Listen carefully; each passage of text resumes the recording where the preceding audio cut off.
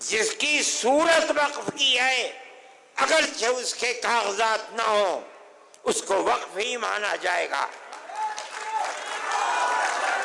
آج تک اسی کے اوپر عمل ہو رہا ہے۔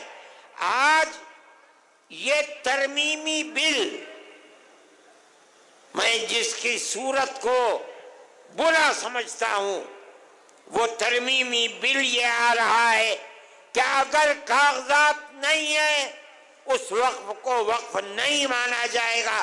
اس کا مطلب ہے کہ گورنمنٹ اس کو کھا جائے گی۔ ہمارے ہزاروں اوقاف، لاکھوں اوقاف، 800 سال، 700 سال، 600 سال پرانے بڑی بڑی مسجدیں ہیں اور ان سے ملحقہ زمینیں ہیں جن کو یہ گورنمنٹ کھانا چاہتی ہے۔ ہم نے آپ کو جمع کیا ہے تاکہ آپ اپنی صوبائی گورنمنٹ کے سامنے اپنے اس نظریے کو رکھیں کہ مذہبی اعتبار سے ہمارے اوقاف ہیں، اس کے خلاف اگر کوئی نیا بل آتا ہے جو ہماری ان اوقاف کو ہڑپ جانے کے لیے قانون بناتا ہے، ہم اس قانون کو قبول کرنے کے لیے تیار نہیں ہیں۔ نعرہ تکبیر، جمعیت علماء ہند، مولانا ارشد مدنی۔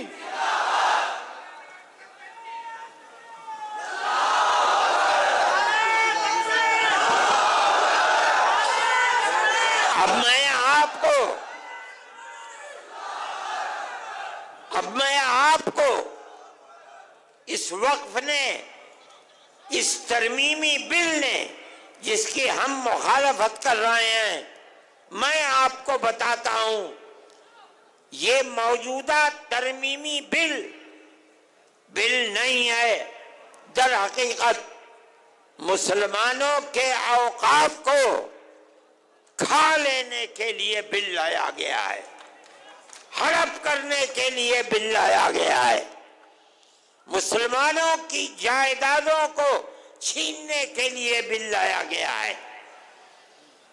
دیکھیے آج تک ہندوستان میں جہاں بھی وقف بورڈ ہے، اس وقف بورڈ کے جتنے ممبر ہوتے ہیں وہ ممبر گورنمنٹ کے بنائے ہوئے نہیں ہوتے ہیں، بلکہ ان ممبروں کا الیکشن ہوتا ہے، لیکن وہ سارے ممبر مسلمان ہوتے ہیں۔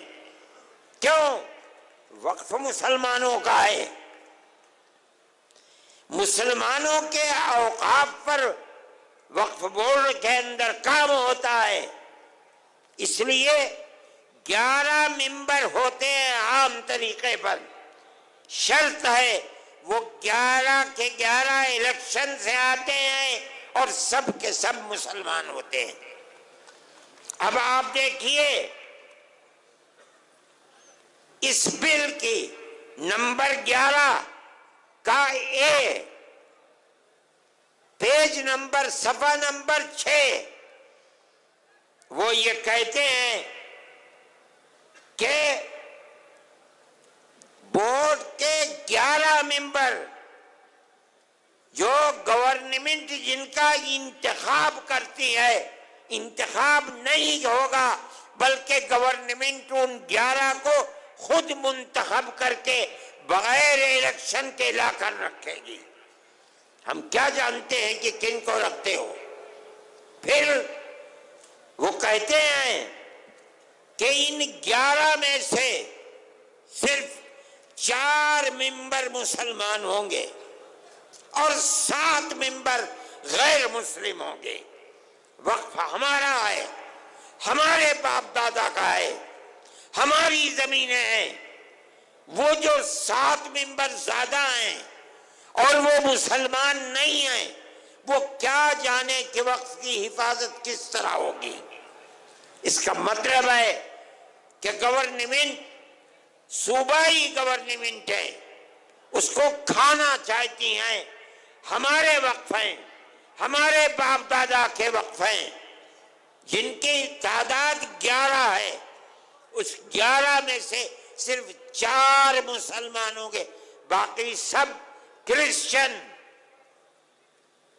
ہندو اور کون کون ہوتے ہیں۔ مگر سوال یہ ہے کہ ہمارا وقف کس طرح محفوظ رہ سکے گا؟